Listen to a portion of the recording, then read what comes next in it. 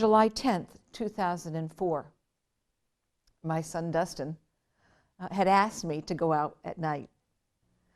So the Friday night started out for him as any other night. You know, they're texting, they're figuring it out, and they're going over to a friend's house just to kind of hang out for the evening. And it ended up being in a kind of reconverted garage, a room above a garage. Unfortunately, what started to happen was there was drinking involved. These are underage children. These are underage teens. They started drinking, and then, most of this information, I'm sorry, I'm only getting from police reports because I wasn't there. Marijuana was involved, and so was a drug called PCP. Now, I can tell you from a report that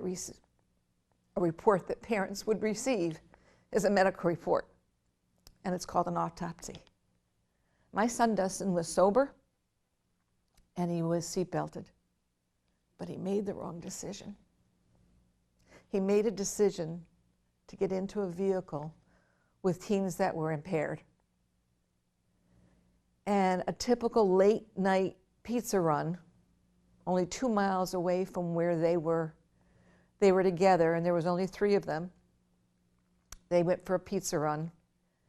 And after the pizza was consumed, and they were on their way home at 1 in the morning, what ended up happening was the driver of the vehicle, to give you an idea, was in the front seat, and then a passenger was in the front seat.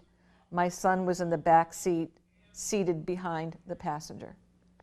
And at that time, that driver, impaired on all 3 substances, alcohol, drugs, PCP, and marijuana, started to speed in a zone that was marked 35 and was going 70 to 75 miles an hour in a 2-lane road up in Kent, Connecticut. The car went out of control. It hit an embankment on the other side of this 2-lane road. It ricocheted back off to the other side, hit a tree, hit a speed sign, hit another marker, and then at that point, the car careened off the side of the road and went airborne. And it went airborne 35 feet in the air. And then it plunged into the Housatonic River and started to sink. And as it started to sink, the 2 in the front were able to get out. My son, Dustin, who you'll soon meet, was 6 feet tall, with fiery red hair that had a personality to match.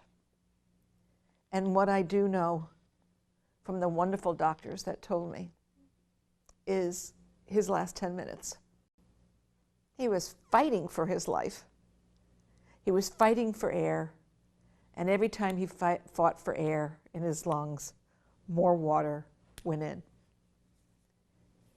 I remember asking the medical doctor at St. Mary's Hospital here in Waterbury, did he hit his head? Because I was hoping that it was fairly quick. Did he hit his head? Did he break his neck? Any of the things that would cause something to happen fairly quickly. He was extremely kind, but put his head down and said, "No, ma'am, your son drowned." So what I do know about drowning is there's the few minutes of just being able to breathe, and then your arms will start to kind of figure out where he is. He was in a vehicle upside down in dark, murky water in a river. Your whole senses are off. But I know he tried. I know that after 2 minutes, things get tougher. After 6 minutes, you start to lose consciousness. And then usually within 10 minutes, there is brain damage and then death. I was not there to give him a kiss. I was not there to stroke his cheek. I was not there to hold him, to say goodbye and say it's okay. So I ask all of you parents today to please talk early. Talk often about what your kids are doing. Talk to them about the dangers, the ripple effect that happens is astounding. I'm going to end with just a few ripple effects that I want you to keep in mind.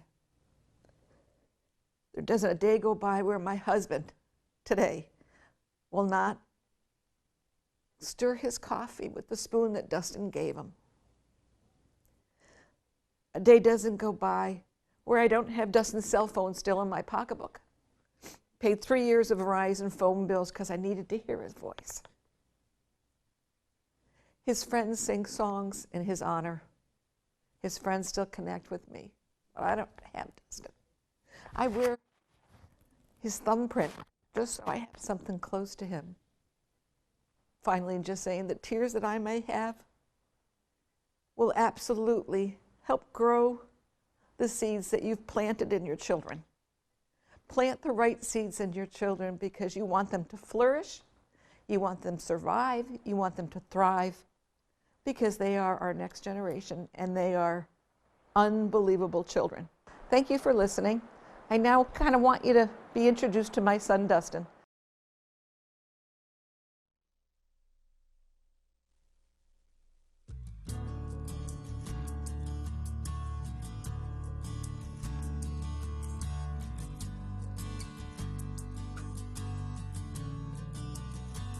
I can only imagine if he had the chance, with his smiling heart and his loving glance.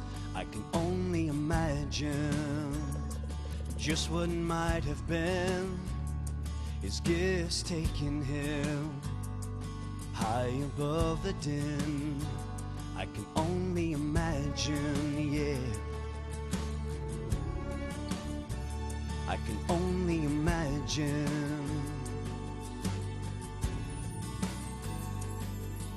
what would have been his story